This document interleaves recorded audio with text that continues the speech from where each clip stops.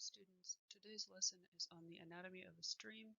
The word anatomy, when we use it to refer to the human body, is talking about the shape of the human body, the physical features of the body. So in this lesson, we're going to be talking about the shape and physical features of streams.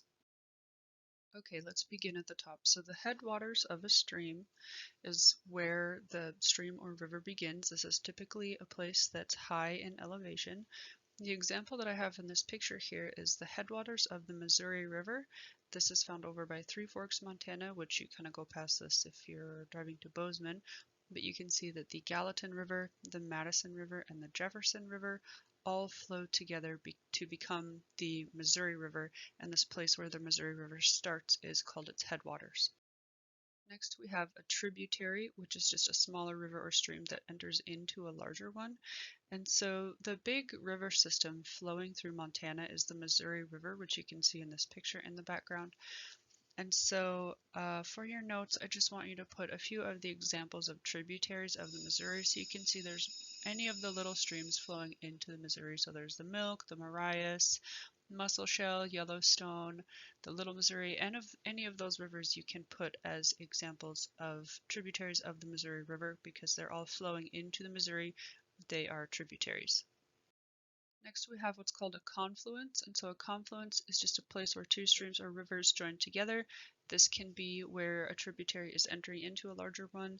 The example in this picture here is the confluence of, I believe that this is the Madison and like where it's flowing into the big Missouri there. So again, over by Three Forks, Montana. Next we have a bend or curve in a river channel that's called a meander. Again, this picture is the Missouri River. This is up kind of more northeastern Montana over towards the direction sort of Havre area. I don't know if you guys have ever been up there, your family goes hunting up there, anything like that.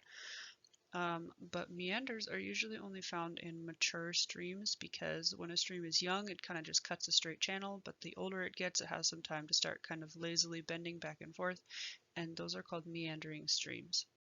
So now moving on to cutbank and point bar, these are parts of a meander. So the cutbank of a meander is the outside edge of the curve.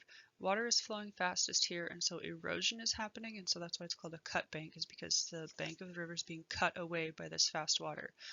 A point bar is the inside edge of the meander.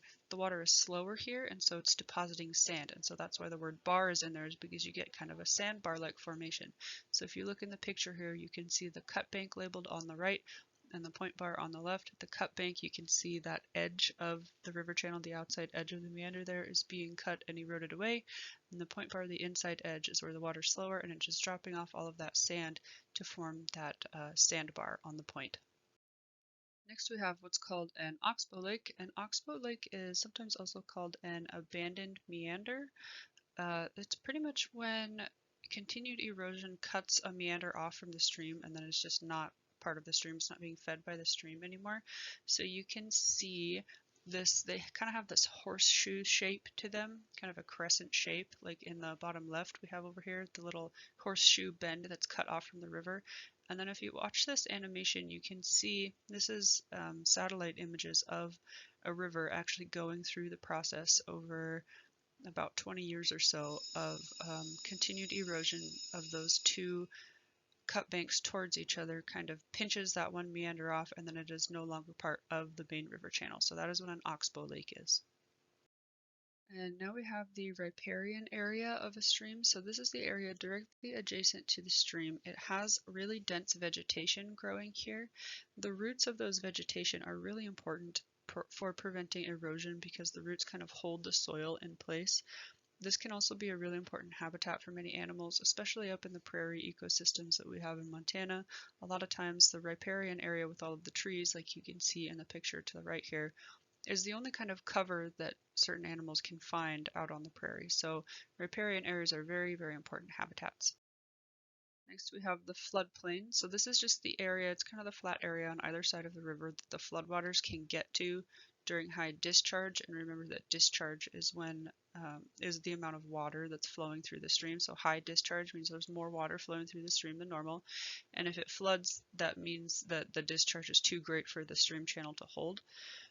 An important thing about floodplains is that even though it can be dangerous to live here because of frequent flooding, the soil is really, really fertile for growing crops, because when the water floods out of the river banks, it slows way down and so it drops all of its sediment, and so we get really nice fertile soil found in the floodplains.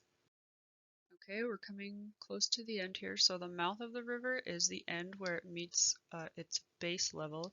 And so base level is just the lowest point that the river can cut down to. And so a base level can be temporary. So maybe a river's entering a bigger river or a lake or something like that. Or it can be the ultimate base level, which is the ocean. Rivers can't erode the ground down lower than sea level. Like sea level is the lowest elevation that we have. So the ultimate base level is called the ocean. And we have a picture here on the right. You can see where this little river is kind of emptying out into the ocean. It has met its base level. And then finally, the last stream feature that we have to talk about is called a delta. And so a delta is found at or very close to the mouth of the river where it's entering its base level. So the deposition of sediment here is very significant because as the water meets its base level, it slows way down. It's not traveling at the same velocity as it was throughout its whole river channel. So erosion stops and deposition begins in earnest. And so the one example, there's on the left here, this is just like a little delta of some river that's entering into kind of a lake. The one in the middle is, I believe it's the Congo River of Africa, and then the one on the right is the most famous one, and that's the Nile River Delta. And so you could see in the Nile River Delta one especially just how much greener and more vegetation there is in the area of the delta of a river, and a lot of that is down to the fact that the deposition of sediment creates such fertile soil here. All right, and then just a little note about, you've got this diagram in your notes to fill out, so just draw arrows pointing to each of the 11 features that we had in our Anatomy of a Stream notes. I wanted to point out, I can't get my little laser pointer to work, but this kind of brown horizontal line going across towards the bottom, that's like the shore of, you know, a lake or the ocean or whatever. And then anything below that brown line is kind of like the lake or the ocean or whatever is going on there. And then the brown stuff, the little brown squiggles towards the bottom there, those are just some little areas of deposited sediment.